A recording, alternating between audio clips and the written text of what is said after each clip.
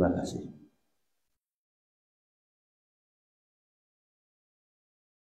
Fahum munazzahuna 'anil wuqu'i fil ma'asi.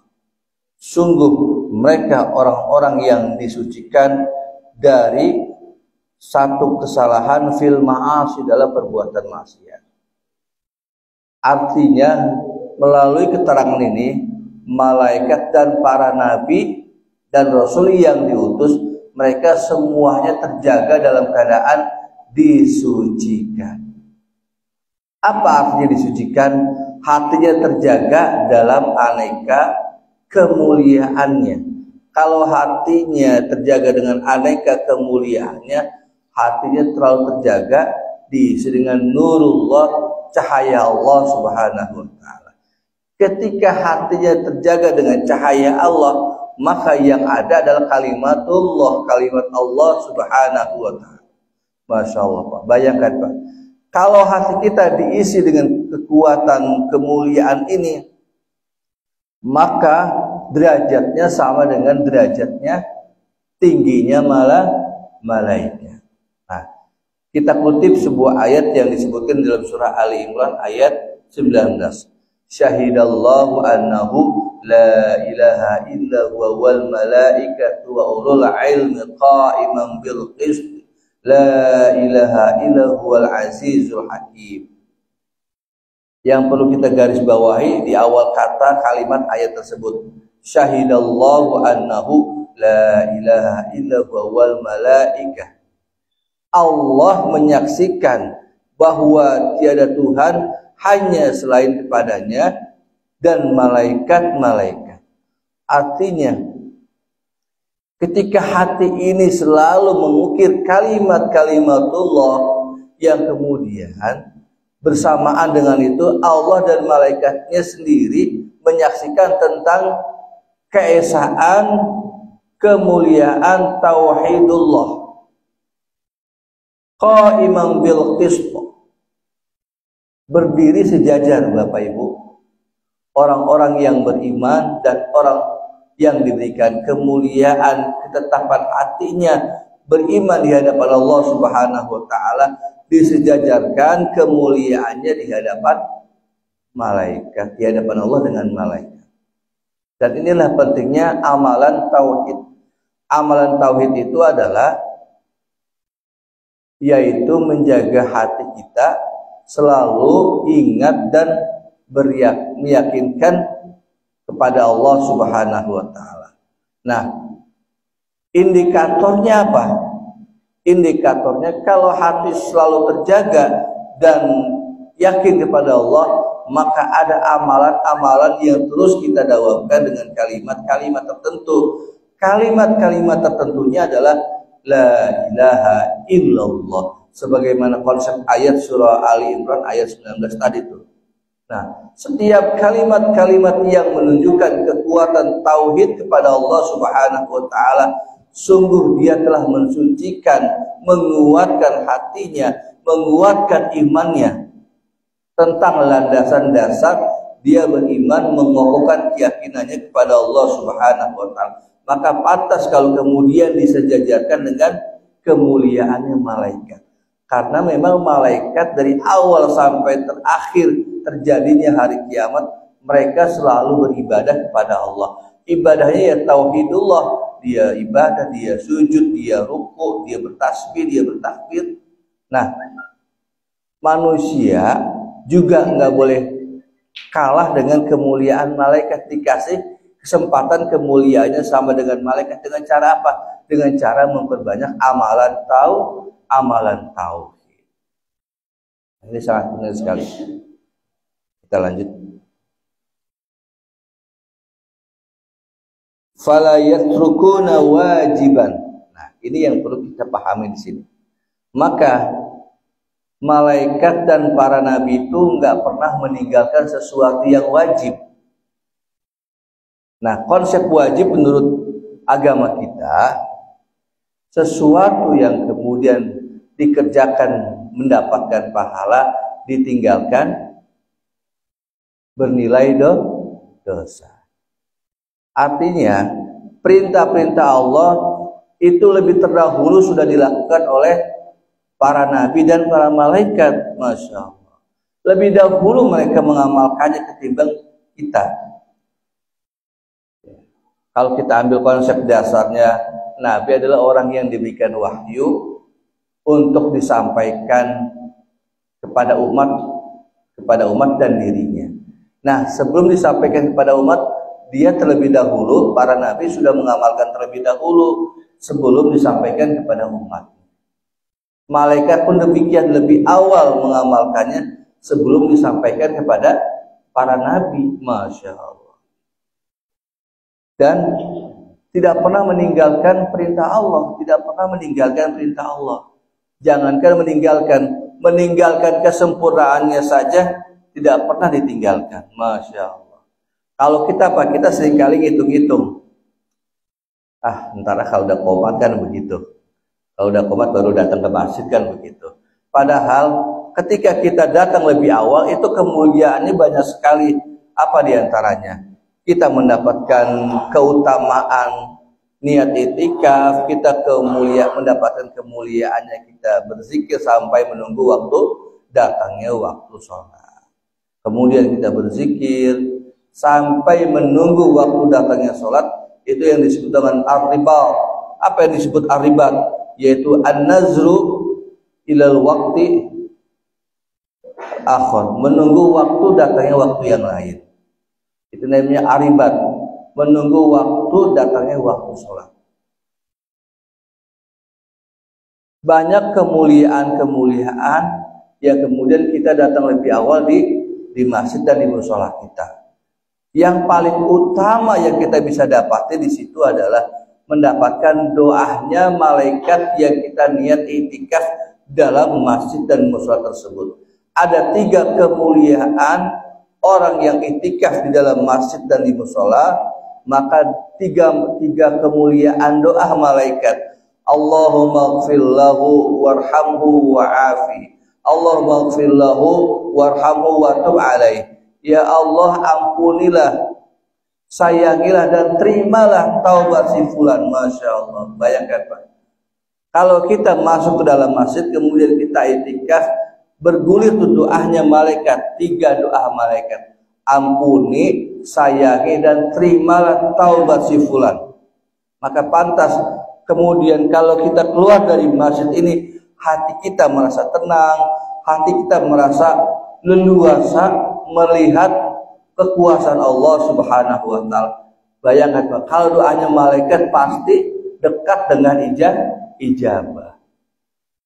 Malaikat mendoakan setiap orang yang masuk ke dalam masjid, apalagi kita duduk bareng kayak begini nih sampai datangnya waktu isyraq, itu sampai selesainya kita melakukan kegiatan hari ini, maka sebanyak itulah malaikat mendoakannya. Allahumma ighfir lahu warhamhu wa tub alaih.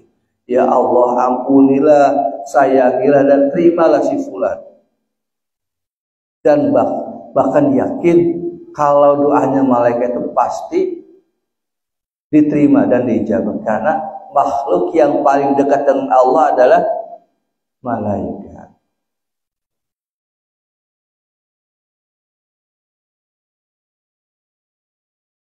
Wala yartakibuna muharraman, dan tidak melakukan sesuatu yang disebut haram. Malaikat dan para nabi disifatkan orang-orang makhluk yang tidak pernah melakukan perbuatan yang diharamkan. Kalau kita mungkin pernah melakukan atau bahkan meninggalkannya, kan demikian. Karena sifat kita memang disifati dengan godaan Pak. Manusia beda dengan malaikat. Tapi ketika manusia semakin kualitas imannya bagus, semakin tinggi kualitas imannya dan bahkan disejajarkan dengan malaikat. Bahkan kalau kemudian terpuruk dan bahkan terpuruk, dia lebih sesat daripada binatang Pak. Balhum adol, dan mereka lebih sesat dari binatang. Masya Allah Pak. Ini adalah satu keunikan bagi manusia. Apa di antara keunikannya? Karena manusia diberikan bekal di dalam hatinya. Hatinya itu, kalau kata Imam Ghazali, beliau mengatakan begini, al-qalbu manba'ul iman wal ilm. Hati itu tempat berkembangnya iman dan ilmu. Dan ketika tempat berkembangnya iman dan ilmu, kemudian hati tidak terjaga dengan ilmu, hati tidak terjaga dengan iman, maka boleh jadi diisi dengan apa? Diisi dengan sesuatu yang sebaliknya. Kalau kemudian hati tidak diisi dengan iman, berarti diisi dengan kekufuran, kan begitu. Kalau hati tidak diisi dengan ilmu, berarti diisi dengan kejahilan, sebaliknya begitu. Kalau kemudian hati isinya dengan seperti itu, maka boleh jadi apa yang dia lakukan tidak sesuai dengan yang Allah kehendaki, berarti bukan ilmu. Yang dia lakukan tidak sesuai dengan perintah Allah karena tidak ada iman. Maka beruntunglah bagi orang-orang yang beriman yang ketika hatinya diisi dengan kekuatan iman, diisi dengan kekuatan ilmu, maka menjadi amal soleh dan bermanfaat. Sungguh sangat-sangat bermanfaat sekali iman yang kemudian dihiasi dengan amal soleh. Amal soleh pun belum menjadi cukup kalau belum dihiasi dengan ilmu. Ini sangat penting sekali. Iman sangat perlu, dan untuk menguatkan iman perlu amal soleh. Amal soleh sangat perlu kalau dihiasi dengan ilmu. Sebagaimana kita mengutip pendapatnya Imam Ibn Ruslan dalam kitab Matan Zubatnya. Beliau mengatakan begini,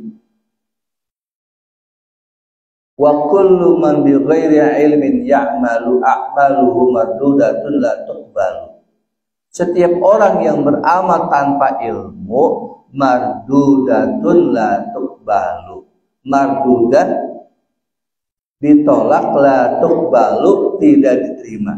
Tapi sebaliknya, fa'alimun bi ilmihi, padahal baiknya awalnya ini, fa'alimun bi ilmihi, orang yang berilmu, orang yang punya kapasitas, orang yang punya kemampuan untuk mengamalkannya,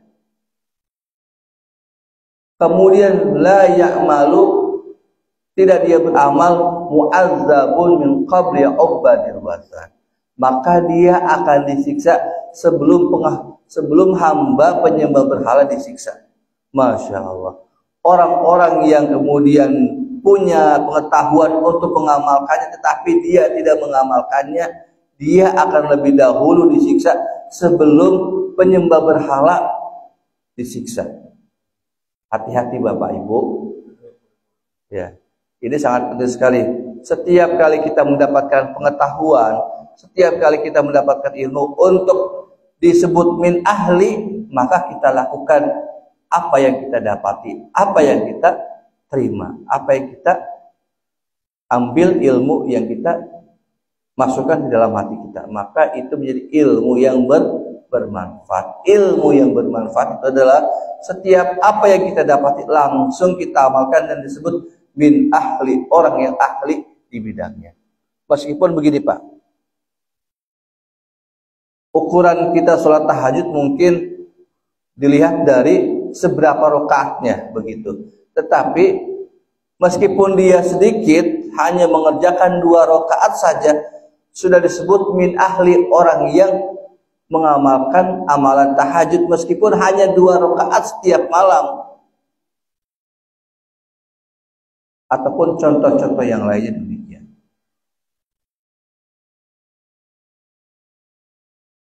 Kemudian yang menjadi catatan di sini, kata pengarang, wala yatasifuna illa bi akhlaqil karimah, dan mereka tidak disifatkan illa bi akhlaqil karimah, kecuali dengan akhlak yang mulia. Para malaikat dan para nabi semuanya mempunyai sifat yang sama. Apa yang sama itu? Yaitu mereka mempunyai sifat yang mulia. Apa di antara sifat-sifat yang mulia itu? Ya kita kenal dengan kita sering berbagi, menolong, membantu. Di antara sifat-sifat mulia yang dimiliki oleh para nabi adalah membantu dan menolong, dan bahkan memberikan satu kebaikan-kebaikan yang memang ini menjadi tugasnya para nabi. Tugasnya para nabi menyampaikan risalah Allah kepada umat. Pasti isinya kebaikan. Nah, kebaikan-kebaikan yang mereka lakukan itulah sifat kemuliaan yang dimiliki oleh para nabi dan rasul. Satu contoh Pak, kita sebut kisahnya Nabi Muhammad SAW. Karena memang tidak terlepas Pak, sebagai umatnya Rasul kita nggak terlepas dari kisahnya Nabi. Nabi SAW dalam sebuah kisah disebutkan, ketika Nabi berangkat mau menuju sholat, kemudian pada saat melewati, Nabi mendapatkan satu pengalaman yang sangat unik. Apa pengalaman yang sangat unik? Setiap kali Rasul berangkat, Rasul diludahi. Satu kali diludahi, sabar. Dua kali diludahi, sabar. Ketiga kali diludahi, sabar. Keempat kalinya, pas ketika mau lewat, nggak ada nih orang. Tumben nih orang yang biasa ngeludahin saya. Oh, nggak ada. Lalu ternyata Rasul nanya, di mana nih orang yang biasa yang ludahi saya setiap saya mau berangkat sholat? Ya Muhammad, dia sakit. Langsung yang pertama kali yang kemudian menjenguknya adalah Nabi Muhammad SAW. Dan ketika Rasul menjenguknya, disitulah kemudian dia terharu. Belum ada dari kalanganku dan bahkan pemimpin-pemimpinku yang menjengukku, dan kaulah orang yang pertama yang menjengukku. Dan hari ini aku bersaksi, asyhadu an la ilaha illallah wa asyhadu annaka Muhammadar Rasulullah. Masuk Islam Pak, dengan akhlak yang mulia yang Rasul contohkan kepada mereka. Subhanallah. Maka dari kisah yang sangat singkat ini, kita bisa meneladani dari sifat-sifat yang mulia ini, sehingga yang tadinya orang awalnya benci dengan kita mengamalkan sifat kemuliaan, terbuka mata hatinya, kemudian menilai sesuatu yang buruk menjadi yang baik.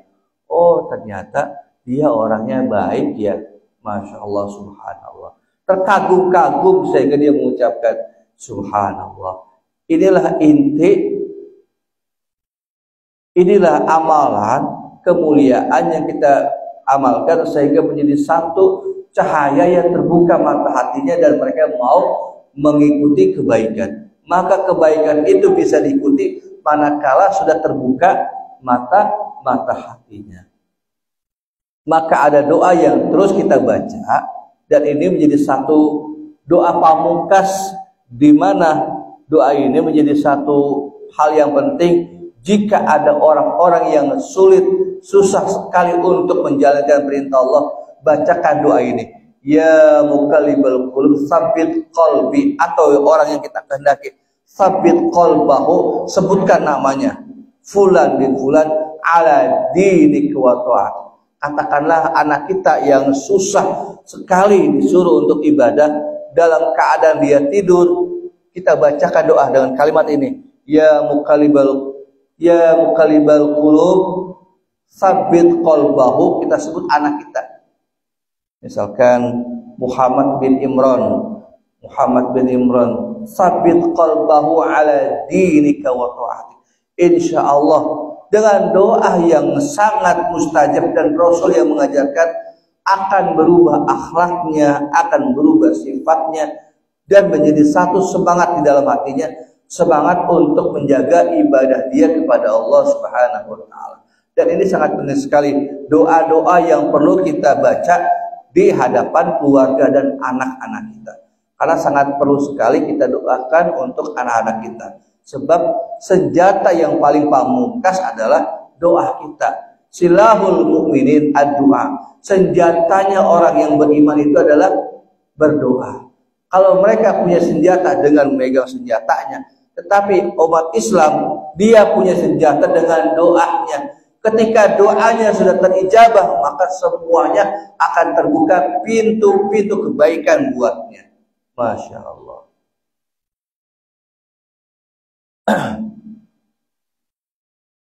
Kita lanjut.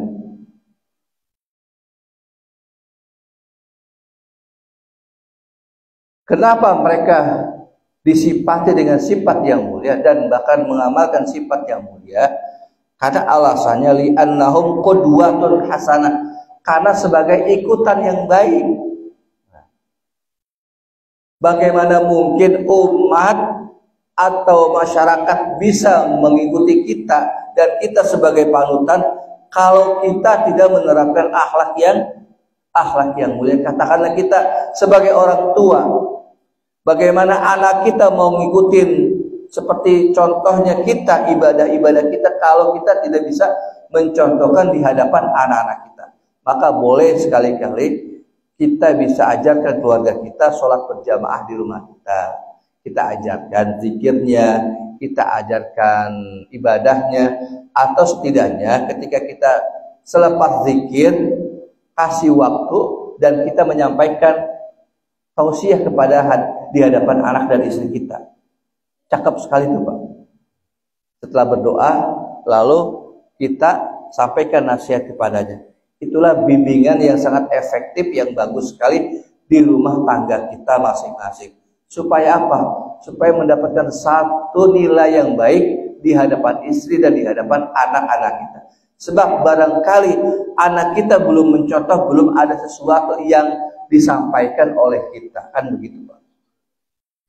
Anak kita belum bisa mengikuti apa yang kita lakukan karena belum dibuka mata hatinya dengan cara nasihat-nasihat. Dan ketika nasihat-nasihat yang kita sampaikan, insya Allah hatinya terbuka, insya Allah dia menjadi satu pandangan yang baik. Oh iya, ada satu kalimat yang kemudian diutarakan, oh iya benar, kalau gitu gue ikut mau ngikutin Selama ini kan anak-anak kita terninak bobokan dengan permainan gamenya, anak-anak kita terninak bobokan dengan permainan gadgetnya. Maka hari ini kita ubah mindset pikiran mereka dengan kelunakan hatinya, dengan kita manfaatkan nasihat-nasihat baik kita di setiap waktu dan kesempatan. Waktu yang sangat strategis adalah waktu di mana kita tegakkan sholat berjamaah di rumah tangga kita masing-masing. Ini mesti harus kita lakukan supaya apa? Jannati, baiti jannati, rumahku laksana surgaku. Dan bahkan kita sering alami ya Pak, anak-anak kita, dia sering kali main, lupa sholat, lupa makan dan segala macam. Akhirnya kita kesal sendiri Pak.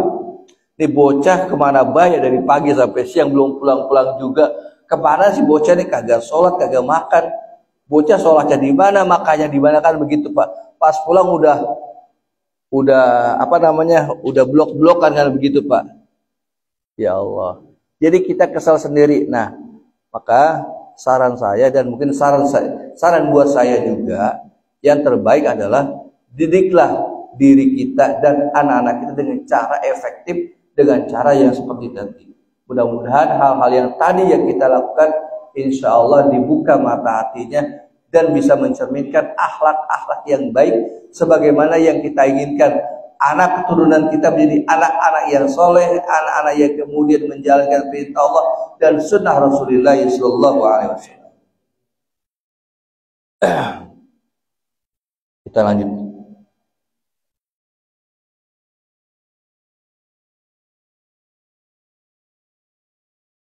Wal masalul a'la alladhi yattajihu ilaihi nas, karena contoh yang paling tinggi adalah bagaimana kemudian menghadapkan situasi kondisi di hadapan manusia.